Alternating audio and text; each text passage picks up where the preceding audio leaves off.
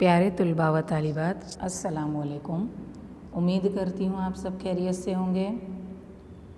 गुजराती के पीरियड में इससे पहले हमने पाठ 15 100 टचनु सोनू पढ़ा था, जिसका साहित्य प्रकार टूकी वार्ता है और इसके लेखिका सुधा मूर्ति है। हमने पढ़ा था कि ये टूकी वार्ता में किस प्रकार एक विधवा गरीब स्त्री कुतम्मा, जो बहुत ही मेहनत करके अपने बेटे अय्यप्पा को पढ़ाती है, उसे इल्म देती है और भविष्य में वो बहुत ही ज़्यादा मतलब कि धनवान हो जाता है, बहुत सारी होटलों का मालिक बन जाता है और किस प्रकार अपनी माँ के कहने पर वो पूरा कारोबार अपने बेटे को सौंपकर वापस गांव आ जाता है और गांव के गरीब बच्चों के लिए, ज़रूरतमंद बच्चों के लिए स्कूल बनवाता है। तो इस प्रकार 100 टचनु सोनू पाठ में हमने देखा था कि कुतम्मा जो है वो 100% खरा सोना, 100 टचनु सोनू किसे कहती है तो भणतर यानी कि इल्म, जो इल्म हम हासिल कर रहे हैं वो 100% खरा सोना है, पैसा नहीं। तो इसलिए ये टूकी वार्ता में हमने इल्म की अहमियत देखी थी। उम्मीद करती हूँ कि ये टूकी वार्ता आपको पसंद भी आई होगी और समझ में भी आई होगी। इसके सवाल जवाब के ताल्लुक़ से भी मैंने आपको एक पीरियड में मतलब के करवाया था, वो भी आपने नोट में लिख लिया होगा।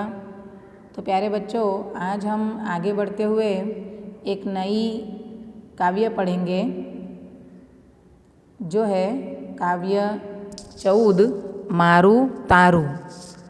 अब यहाँ मारू तारू जो शीर्षक है, इससे आपको अंदाज़ा आ ही गया होगा कि मारू तारू का अर्थ क्या होता है। मारू मतलब मेरा और तारू मतलब तेरा। मारू तारू ये बहुत ही एक सुंदर गज़ल काव्य है। इसके कवि है राजेंद्र शुक्ल और इसका साहित्य प्रकार है गज़ल।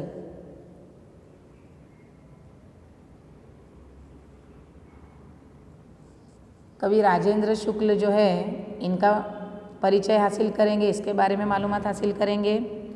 राजेंद्र अनंतराय शुक्लનો जन्म जूनागढ़ जिल्लाना बाटवा गामे थयो हतो। राजेंद्र अनंतराय शुक्ल ये जो कवि है, ये जो गज़लकार है मारू तारू काव्य के, इनका जन्म जूनागढ़ जो जिला है उसके बाटवा गाम में हुआ था। तेमनु वतन वढवाण, लेकिन उनका जो वतन है, जन्म स्थल अलग है और वतन अलग है। इनका वतन वढवाण है। कोमल, ऋषभ, अंतर गांधार, स्ववाचकनी शोधમાં તેમના કાવ્ય સંગ્રહો છે। ये जितने भी यहाँ नाम दिए हैं ये इनके कविता के संग्रह है। ये किताब में उनकी सब कविताओं का शुमार है। गज़ल संहिता भाग 1 થી 5માં તેમની તમામ गज़लों संग्रहित થયેલી છે। गज़ल संहिता भाग 1 से 5 जो है किताब पुस्तक, उसमें इनकी सभी गज़लों का शुमार हुआ है। તેમની કવિતામાં આધ્યાત્મના રંગની અનુભૂતિ થાય છે। સેંજળ તેમનો તાજેતરનો ગઝલ સંગ્રહ છે। जो सेंजड़ नाम का जो गज़ल संग्रह है, ये अभी ताज़ा मतलब करीब के वक्त में ही उन्होंने पब्लिश किया है। તેઓ રણજીતરામ સુવર્ણચંદ્રક तथा साहित्य अकादमी दिल्लीना पुरस्कारથી सम्मानित થયેલા છે। उन्हें अवार्ड से सम्मानित भी किया गया है। रणजीतराम सुवर्णचंद्रक और साहित्य अकादमी दिल्ली के पुरस्कार से उन्हें सम्मानित किया गया है। तो ये हमने राजेंद्र शुक्ल जी का परिचय हासिल किया। अब हम संक्षेप में देखेंगे कि ये कविता में और ये गज़ल में राजेंद्र शुक्ल जी हमें क्या कहना चाहते हैं। तो आ रचना गज़ल स्वरूपनी છે। जैसे हमने देखा कि इसका साहित्य स्वरूप गज़ल है। સહિયારાપણાની ભાવના દ્વારા જીવનમાં ખુશીઓ અને આનંદ પ્રગટાવવાની વાત આ કાવ્યમાં છે। સહિયારાપણા मतलब કે मिलजुल कर रहना, मित्रता से रहना, मैत्री भाव से रहना, एक दूसरे के साथ मिलजुल कर रहना, ऐसी जो भावना है, ऐसे जो जज्बात है, उससे जीवन में कैसी खुशी और आनंद आते हैं, ये बात ये गज़ल में कवि हमें कहना चाहते हैं। स्वार्थ અને મારાપણાથી दूर रहीने मारू ए तारू ज छे एवी भावना केळववानी छे। क्या कहते हैं? स्वार्थ यानी मतलब और मारापणा मतलब हूँ, ये मेरा है, मैं ही सब कुछ हूँ, ऐसा जो हूँपणा की भावना है, मारापणा की भावना है, उससे दूर रहना है। और मारू ए तारू छे, मेरा जो है वो तुम्हारा ही है, ऐसी जो भावना है वो हमें मतलब के वजूद में लानी है। સામેની વ્યક્તિ જીતીને ખુશ થતી હોય તો તેને માટે વારે વારે હારવું પણ બહેતર છે। क्या कहते हैं कि अगर सामने वाली व्यक्ति अगर जीत कर खुशी हासिल करती है तो उसकी खुशी के लिए हमें बार बार हारना भी हमारे लिए बेहतर है। એકબીજા સાથે હસતા રમતા રહી જીવનમાં ગીતો લલકારી આ જીવનને આનંદભર્યું બનાવવાનું છે। एक दूसरे के साथ रहकर हंसना बोलना और ज़िंदगी के गीत गाते हुए आगे बढ़ना, यही इस गज़ल में हमें बताया गया है। જેમ બાળકોને ઇટ્ટા કિટ્ટા બે જ ઘડીના હોય છે, जैसे छोटे बच्चे जो होते हैं वो खेलते खेलते बार बार एक दूसरे से नाराज़ हो जाते हैं, एक दूसरे से इट्टा किट्टा यानी कि काई कर लेते हैं, एक दूसरे से बात बंद कर देते हैं, नाराज़ हो जाते हैं। ऐसे ही 2 घड़ी के उनकी नाराज़गी होती है और फिर से वो साथ में खेलने लगते हैं छोटे बच्चे। वैसे ही हम बड़ों को भी दिल में कोई भी भेदभाव नहीं रखना चाहिए और अगर किसी से नाराज़गी हो तो भी वो पल भर में दूर कर देनी चाहिए। फरी पाछा ये साथे होय छे, लेकिन जैसे छोटे बच्चे थोड़ी नाराज़गी के बाद साथ मिलकर खेलते हैं, ऐसे ही हम बड़ों को भी उनसे सीखना चाहिए और नाराज़गी को बहुत बड़ी शक्ल न देते हुए फिर से एक दूसरे के साथ घुल मिल के रहना चाहिए। एम मारा ताराथी पर सौनु एवी भावना आ गज़लना केंद्र में छे। इस प्रकार मेरे तेरे से बढ़कर हम सब का है, इस प्रकार की भावना जो है ये गज़ल के मरकज़ में है। तो बहुत ही सुंदर गज़ल है ये। इसमें जो भावना राजेंद्र शुक्ल ने हमारे सामने रखी है वो भी बहुत ही बेहतरीन है।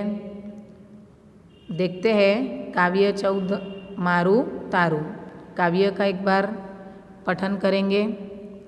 ले आ मने गम्यु ते मारू, पण जो तने गमे तो तारू। मारू तारू ने गमवू पण, लाव लाव करिए सहियारू। तू जीते ने थाव खुशी हूँ, लेने फरी फरी ने हारू। इट्टा किट्टा एक घड़ीना, बाकी सगड़ू प्यारू प्यारू। हसीए रमीए मीठू लागे, थू आंसू तो लागे खारू। गीत होय तो शीद अबोला, तू झीली ले हूँ ललकारू। रमीए त्या लग हाथ रमकड़ू, मौज मही शू मारू तारू। ये जो गज़ल है वो गज़ल संहिता में से ली गई है। जैसे मैंने आपको पहले कवि परिचय में बताया कि गज़ल संहिता संग्रह में भाग 1 से 5 में उनकी पूरी जितनी भी गज़ल है राजेंद्र शुक्ल की, उसमें सभी गज़ल का शुमार है।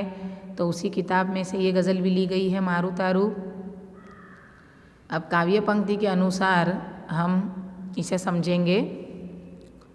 ले आ मने गम्यु ते मारू, पण जो तने गमे तो तारू।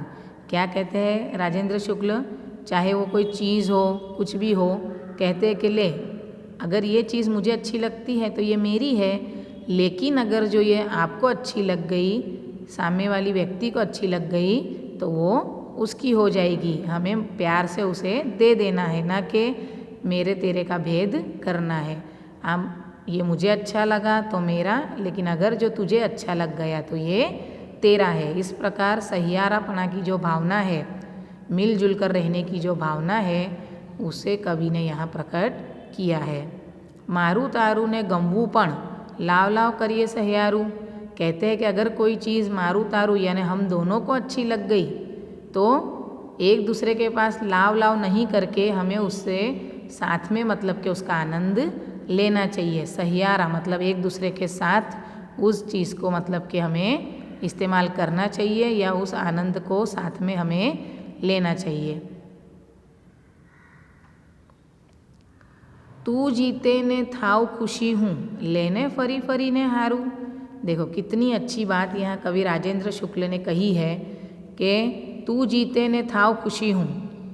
कहते हैं कि अगर तू जीते, सामने वाली व्यक्ति अगर जीत जाती है तो हमें खुश होना चाहिए, ना कि उसकी खुशी से हमें नाराज़ होना चाहिए या जलन या हसद करनी चाहिए, ईर्ष्या नहीं करनी चाहिए।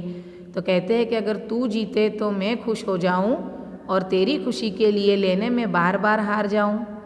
यहाँ बहुत ही अच्छी जज्बात, बहुत ही अच्छी भावना यहाँ कवि ने हमारे सामने रखी है। कहते हैं कि तू जीत जाए तो मैं खुश हो जाऊँ और तेरी खुशी के लिए मैं बार बार हारूँ वो भी मुझे गवारा है। इस प्रकार की भावना हमारे अंदर हमें रखनी चाहिए। इट्टा किट्टा एक घड़ी ना बाकी सगड़ू प्यारू प्यारू। क्या कहते हैं? इट्टा किट्टा यानी 2 घड़ी की नाराज़गी, अबोला यानी बात नहीं करना, नाराज़ हो जाना। एक घड़ी ना यानी कुछ ही पल की ये नाराज़गी होती है। उसके बाद बाकी सगड़ू प्यारू प्यारू यानी बाकी सब, सगड़ू यानी सब। उसके बाद सब प्यारा प्यारा मतलब एक दूसरे से नाराज़गी भी दूर हो जाती है और फिर से हम हंस बोल के एक दूसरे के साथ रहने लगते हैं। हंसिए रमिए मीठू लागे थू आंसू तो लागे खारू। यहाँ कवि क्या कहते हैं कि हंसिए रमिए मीठू लागे, हम एक दूसरे के साथ हंसते हैं, खेलते हैं, अच्छे से रहते हैं, वो बहुत मीठा, बहुत अच्छा लगता है, आनंददायक लगता है। लेकिन अगर हम एक दूसरे से नाराज़ हो जाए, मेरे तेरे का भेद करे, अगर झगड़ा करे, तो फिर हमारी आँखों में आंसू आ जाते हैं। तो क्या कहते हैं? आंसू तो कैसे होते हैं? थू आंसू तो लागे खारू, मतलब आंसू हमें बिल्कुल भी पसंद नहीं है। इसलिए हमें हंस खेल के साथ में रहना चाहिए। गीत होय तो शिद अबोला तू झीली ले हूँ ललकारू। क्या कहते हैं कि अगर हम साथ में हंसते खेलते हैं, ज़िंदगी की खुशियों के गीत अगर हम साथ में गाते हुए आगे बढ़ रहे हैं, तो फिर क्यों छोटी सी बात पे हम अबोला करें। अबोला मतलब एक दूसरे से नहीं बोलना, नाराज़ हो जाना। तो अगर हम ज़िंदगी के गीत साथ में अगर गा रहे हैं, हंस खेल कर आगे बढ़ रहे हैं ज़िंदगी में, तो हमें अबोला नहीं करना चाहिए।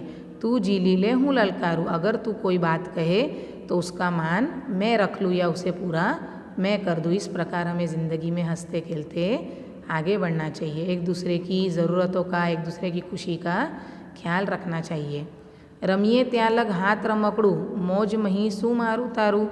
जब हम साथ में खेलते हैं तो जब तक वो चीज़ हमारे हाथ में है, चाहे वो खिलौना हो, कोई चीज़ हो, वो हम दोनों ही उसमें आनंद लेते हैं। मौज मतलब कि हम दोनों ही उसमें आनंद हासिल करते हैं, खुशी हासिल करते हैं। उसमें शू मारू तारू, उसमें मेरा और तेरा क्या है। जब कोई चीज़ से हम साथ में खेलते हैं तो हम दोनों को ही आनंद देती है। तो इस प्रकार हमें मारू तारू यानी मेरे तेरे का भेद निकाल कर सहियारापना यानी एक दूसरे के साथ मिलजुल कर रहने की जो भावना है उसको अहमियत देनी चाहिए। हमारे जो मन है उसमें से भेदभाव निकाल देना चाहिए और एक दूसरे की खुशी में ही खुश रहना चाहिए। तो उम्मीद करती हूँ कि मारू तारू जो गज़ल है ये आपको पसंद आई होगी और आपको समझ में भी आई होगी। नेक्स्ट पीरियड में मिलेंगे। अल्लाह हाफिज़।